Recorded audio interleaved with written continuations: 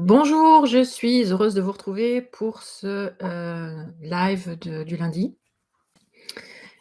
Aujourd'hui, j'aimerais vous parler du travail de l'ombre, le shadow work, c'est-à-dire, en quoi, la vie, nous offre un miroir permanent, pour essayer de nous guider et de nous, faire découvrir, des parties de nous que l'on a tendance à ignorer ou à, maintenir étouffées. La vie est un miroir dans le sens où elle, nous invite à aller guérir des parties de soi qu'on ignore, en nous les, envoyant au travers des gens qui nous entourent, des événements qui nous arrivent, des situations qui se produisent, des situations inconfortables, des relations inconfortables qui se produisent.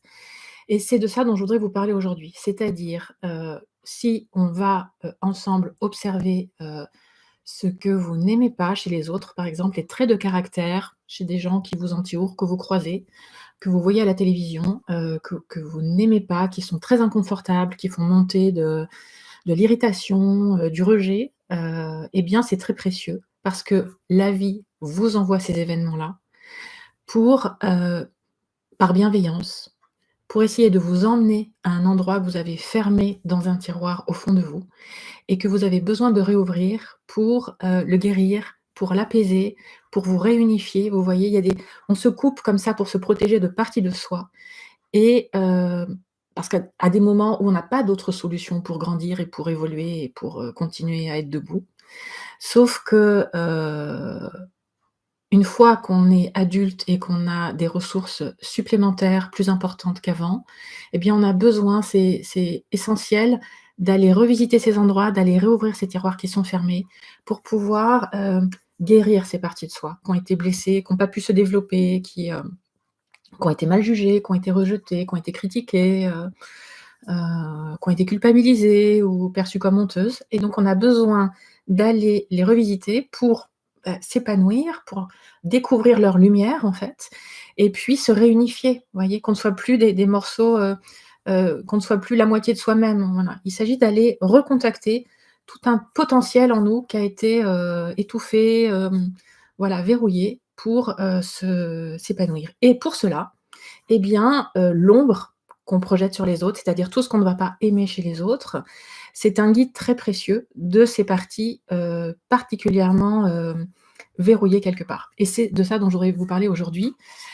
Je vous ai fait ce petit schéma, pour vous en parler. Si par exemple, on prend l'exemple ici de ce qu'on n'aime pas chez quelqu'un, chez un homme qui peut être chez un homme ou chez une femme, qui peut être son côté autoritaire, suffisant, égocentrique. Vous voyez quelqu'un qui a tendance à diriger les autres, qui a tendance à envahir l'espace des autres, à dicter les conduites des autres ou à voilà, être assez autoritaire.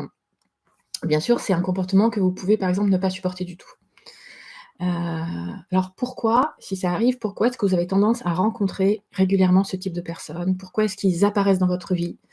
Parce que du coup, ce sont des rencontres extrêmement pénibles, extrêmement désagréables, qui peuvent vous mettre mal, qui peuvent, vous pouvez vous sentir, soit rabaissé, soit dévalorisé au contact de ce type de personnes, ou vous pouvez vous sentir toute petite, effrayée, vous pouvez vous sentir que vous soyez un homme ou une femme, hein, bien entendu. Vous pouvez vous sentir, incompétent, nul, jamais à la hauteur, ou vous pouvez vous sentir irrité, en colère, frustré, vous pouvez ressentir de l'injustice et cetera. Alors pourquoi est-ce que ça arrive? Voilà, c'est la question qui nous intéresse aujourd'hui.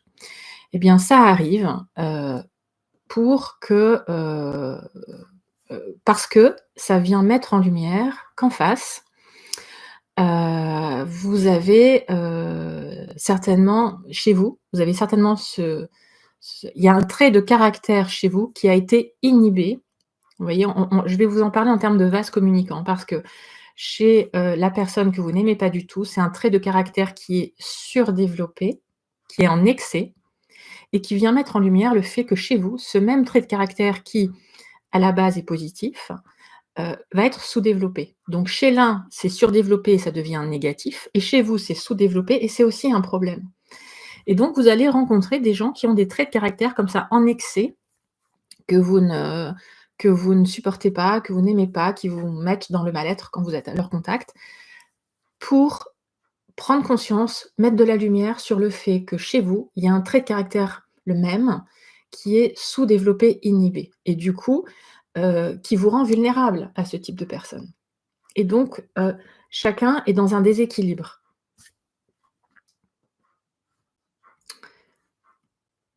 Et je le représente un peu par, cette image du vase communicant.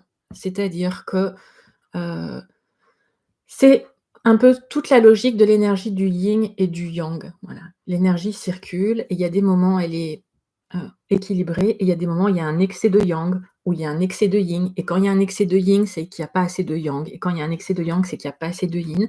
Eh bien, c'est vrai pour tout dans la vie, c'est vrai pour tous les traits de caractère et c'est pour ça que vous allez rencontrer des gens qui vont, être, assez, pénibles pour vous parce qu'ils vont manifester un trait en excès qui vient mettre en lumière le fait que chez vous, il y a un défaut de ce trait de caractère et que ça vous pose des problèmes dans la vie. Donc dans le cas de cette question d'autorité excessive, eh bien, vous voyez le trait de caractère au fond qui est positif en soi, c'est le fait que j'ai du pouvoir personnel sur ma vie, je sais m'affirmer, je sais prendre ma place. Sauf que chez le personnage de gauche que j'ai représenté ici, eh bien, c'est développé en excès, donc ça devient, un peu dictatorial, quand on est dans cet excès-là, ben, on va avoir tendance à envahir l'espace de l'autre, on va avoir tendance à diriger l'autre, à prendre du pouvoir sur l'autre et à prendre la place de l'autre, vous voyez?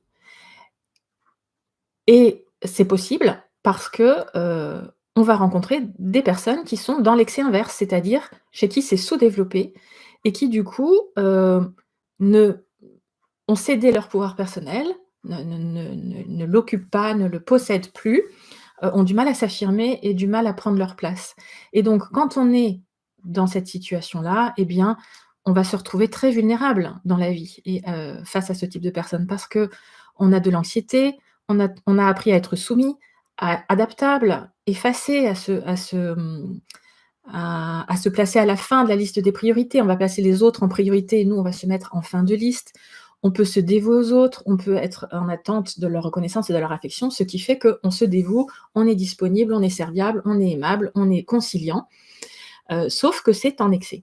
Et donc la vie l'identifie bien, et elle nous envoie constamment, constamment, constamment, cycliquement, des personnes qui vont avoir tendance, comme ce personnage ici, à nous envahir, à, exercer un pouvoir sur nous pour, créer un peu une pour nous amener à réfléchir et à faire remonter cette blessure cette blessure parce que du coup, elle ré le fait de rencontrer des personnes comme ça réveille une blessure, c'est inconfortable, c'est douloureux.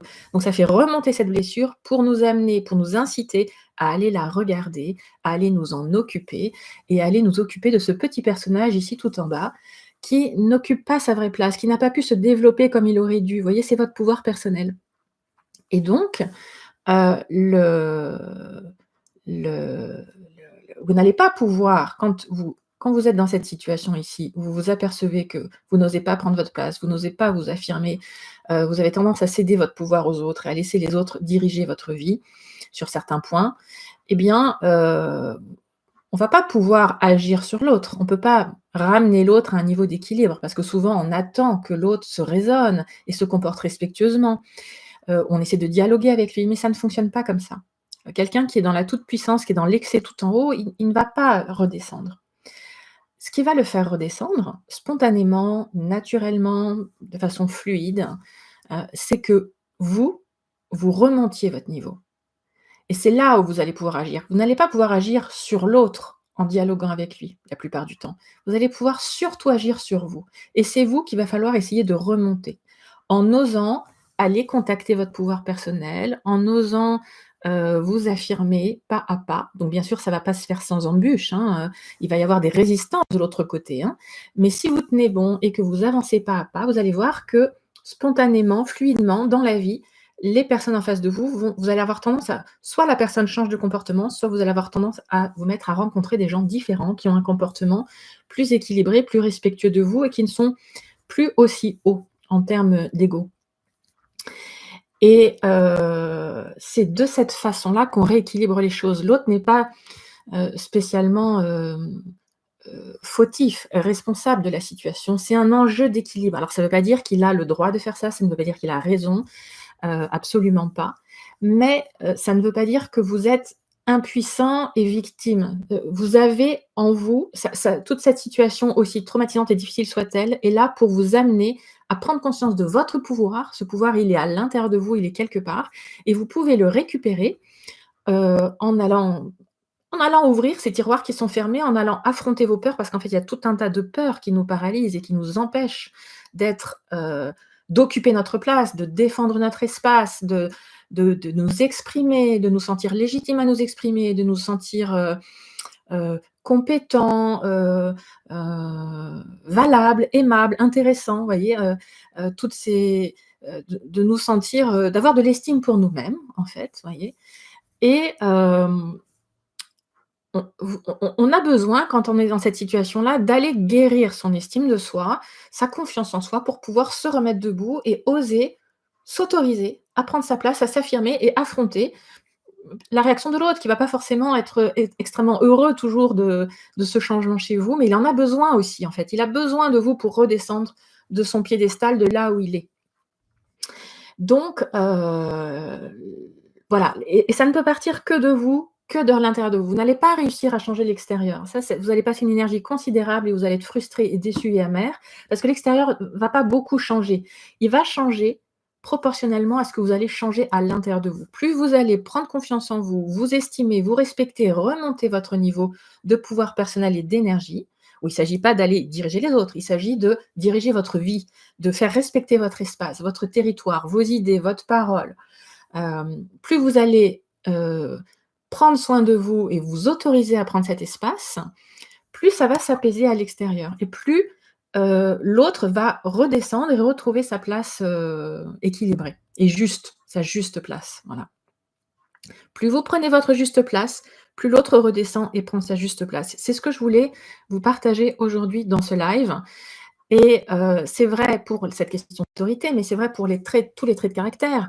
Si par exemple, vous avez, quelqu'un, vous supportez pas quelqu'un qui est extrêmement impatient, qui est extrêmement, pressé et cetera, c'est sans doute qu'à l'intérieur de vous, vous êtes trop calme, trop patient et que vous auriez besoin d'être moins patient. On retrouve la question de l'adaptabilité. C'est vrai dans l'autre sens. Si, vous êtes, quelqu'un de plutôt, dynamique et que vous rencontrez des gens, mais qui sont tellement calmes, tellement lents, que ça vous irrite et que vous avez envie de les secouer, c'est sans doute parce que vous avez besoin, heu, cette impatience ou cet dynamisme vous crée des ennuis et que vous avez certainement besoin de trouver davantage de calme en vous, davantage de sérénité, de ralentir, de prendre du temps pour vous et donc forcément, vous n'allez pas supporter les gens en face qui s'autorisent à prendre tellement de temps pour eux et qui ne pensent pas, peut-être à vous et que vous, vous êtes pressés, vous avez envie qu'ils avancent et eux, ils prennent tout leur temps et ça vous agace. Ils sont dans l'excès et vous aussi, vous voyez? C'est-à-dire que vous manquez de ce calme et de cette nonchalance et eux en ont trop. Eh bien, tout dans la vie, fonctionne comme ça, tout est miroir et c'est en ça que c'est très, précieux, vous voyez? C'est très précieux tous ces moments inconfortables. Ils sont désagréables, mais en fait, ils sont précieux si vous voulez changer et aller à la rencontre de vous-même et vous apaiser profondément et vous épanouir profondément parce qu'en fait, toutes les pistes sont là autour de vous, grâce à ce travail de l'ombre. Et donc là, je vous ai listé une série de caractéristiques, pour vous donner des idées. Mais la vie nous envoie constamment des miroirs et c'est ça que je voulais vous dire aujourd'hui et c'est ça qui est beau dans la vie et qui est plein d'espoir et plein de bienveillance parce qu'on peut, vous voyez, accueillir ces agacements et ces irritations comme: «Tiens, qu'est-ce que mon ange gardien? Qu'est-ce que l'univers? Qu'est-ce que Dieu? Qu'est-ce que, la vie essaye de m'envoyer comme message positif et bienveillant? Qu'est-ce qu'elle veut me dire quand elle m'envoie toutes ces difficultés, toutes ces relations irritantes?» hem, Elle essaye de me faire passer un message. Elle essaye de me dire que je n'écoute pas quelque chose en moi, que je ne respecte pas quelque chose en moi, que je ne, développe pas peut-être un talent en moi ou une qualité ou quelque chose qui a besoin de s'exprimer, en fait. Voilà, donc j'espère que ce live vous a parlé, qui vous a intéressé, qui vous amène des questions. Évidemment, n'hésitez pas à poser vos questions et à réagir. voilà, si vous avez d'autres sujets que vous voulez qu'on aborde dans ces lives, n'hésitez pas à les mettre évidemment en commentaire. Moi, j'en ai toute une liste, évidemment. L'idée, c'est de partager un petit peu un recul sur la vie, pour moins subir la vie, pour moins prendre de plein fouet les événements difficiles et pour gagner en foi, en confiance et en optimisme sur la vie. Vous voyez? C'est un peu l'idée de ces lives, c'est de vous dire, hem, il y a partout des messages bienveillants, en fait. Sauf qu'on a du mal à les entendre parce qu'on ne connaît pas le langage, on n'a pas le code pour comprendre, on n'a pas l'alphabet pour comprendre les messages que la vie nous envoie. Et si on les trouve, eh bien tout de suite, tous ces événements peuvent devenir beaucoup plus faciles à vivre, beaucoup plus faciles à digérer et beaucoup plus source de croissance. Parce qu'on peut les accueillir avec bienveillance, avec curiosité et espoir. Voilà. Donc, je vous souhaite sur ce, je vais vous laisser. Je vous souhaite une très bonne après-midi. Prenez soin de vous et puis laissez briller la lumière qui est en vous. Allez chercher cette lumière en vous. Prenez-en soin, respectez-la, émerveillez-vous face à votre lumière intérieure. Il y a beaucoup, beaucoup, beaucoup de choses cachées dans ces ombres qui sont en fait très lumineux. Je vous dis bye bye, à très vite, à bientôt.